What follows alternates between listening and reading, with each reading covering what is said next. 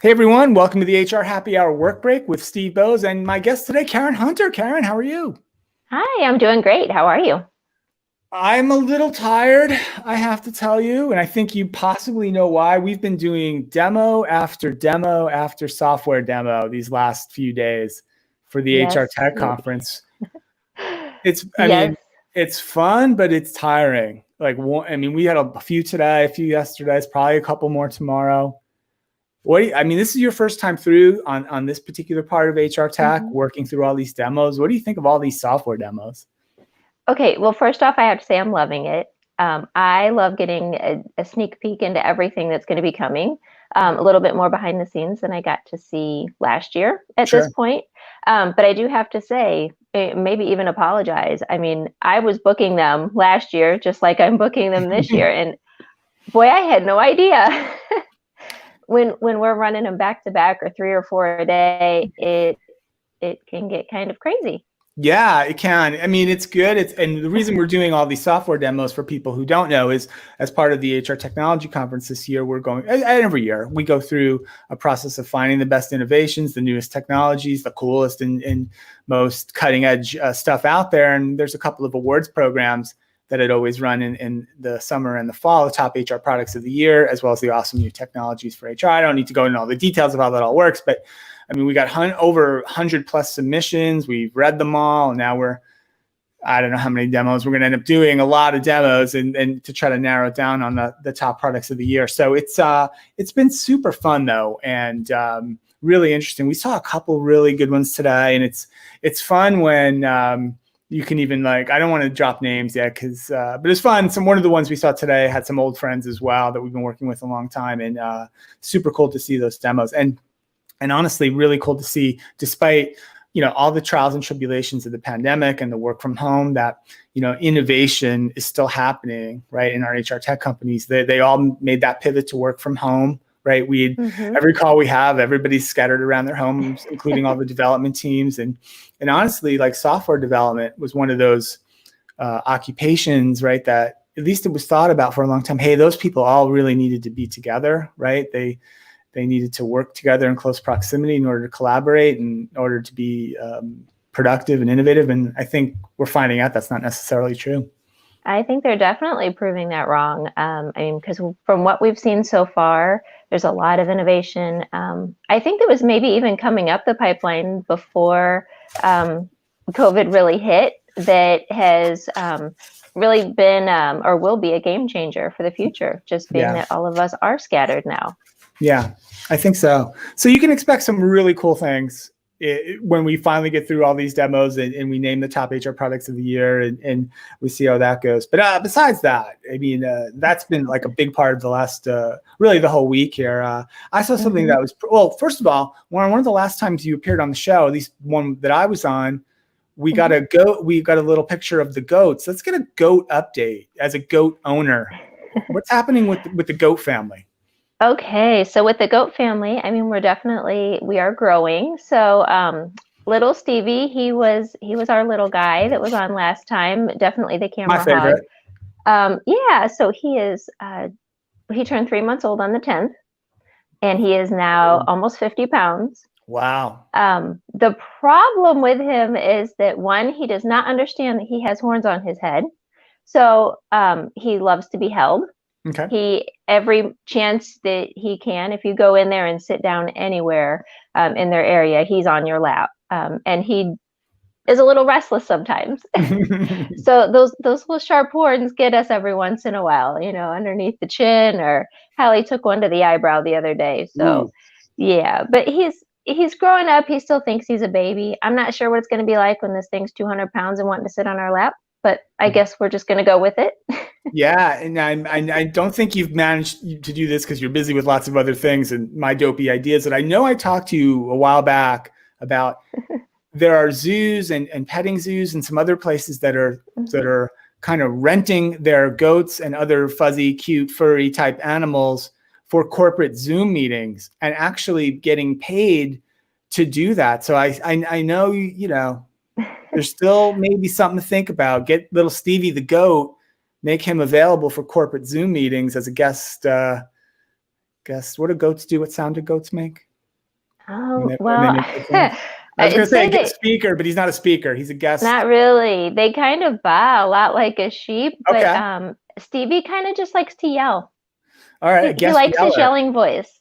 All right. We got to figure that out. We got to get Stevie back on a meeting, and maybe we could pitch him then to the folks who watch this show as, hey, get Stevie on your corporate meeting, $100 an hour or something like that. And that's not even a joke. Like the piece that we read about that, They were getting more than that. yeah, it was quite a bit. The hourly rate for the goat's probably higher than, my hourly rate, for God's sake. It's probably worth it too, actually.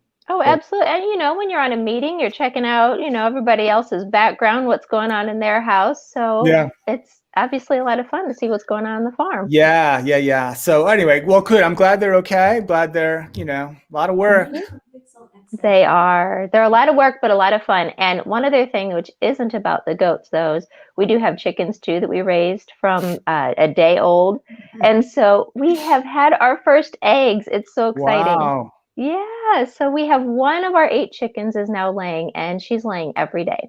Good Lord. I guess we're like official.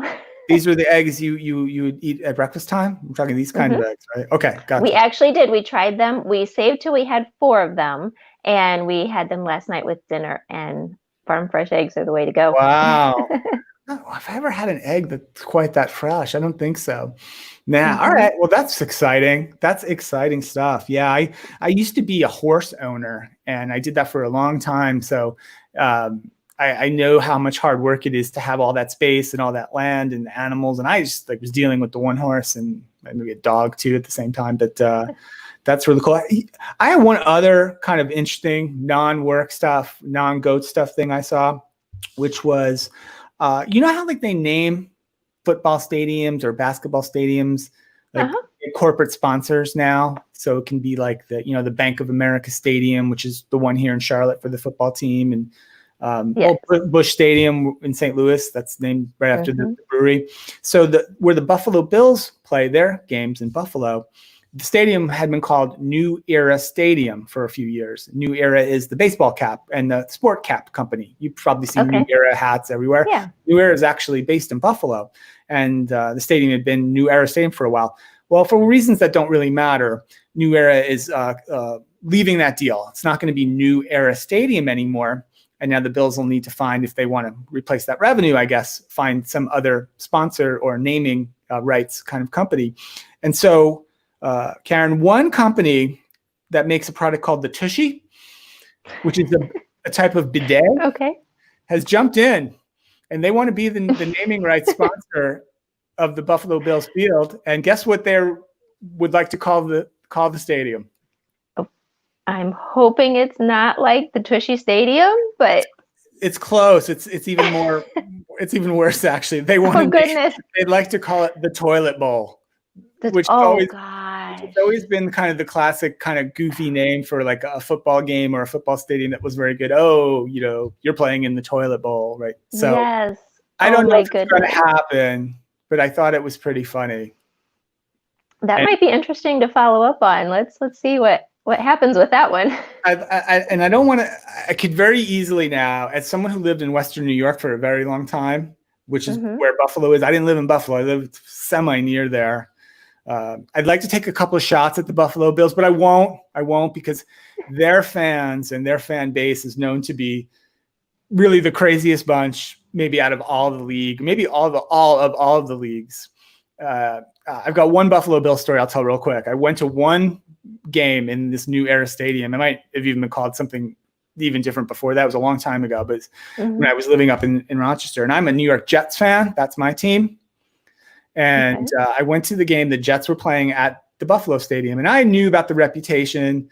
Don't wear your Jets hat or your Jets jersey. You'll be asking for a fight. Just be cool and you'll be fine.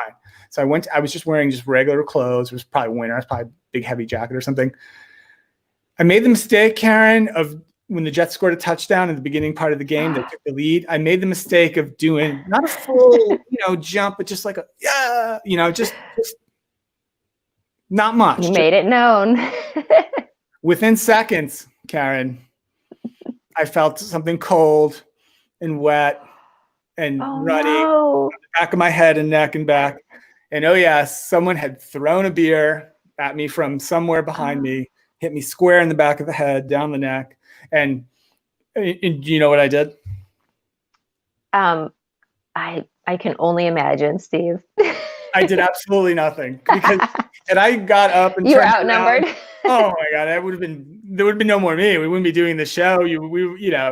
So I took my beating and for the rest of the game, refrain from any kind of emotional expression of joy at all. So tough place, I guess, is the point on Buffalo Stadium. Well, that maybe they could handle a fun name for a stadium then. Yeah, maybe so. But one could argue then that if there ever was a place that deserved the name, the Toilet Bowl, maybe that's it. Might be it. I kind of like that I live near St. Louis. We'll keep the Busch Stadium there. Yeah, represent the beer. Yeah. All right. Well, I'm glad the goats are good. I'm glad we're done with demos for the day. I'm glad you let me tell the Buffalo Bills stadium story. I think that's it. I think we've got to roll out of here on this. That sounds like a good idea. Good stuff. All right, cool. Thanks everybody for watching today's HR Happy Hour Work Break. Hope you're having a great day. And I guess we'll see you tomorrow. Bye for now. Bye-bye.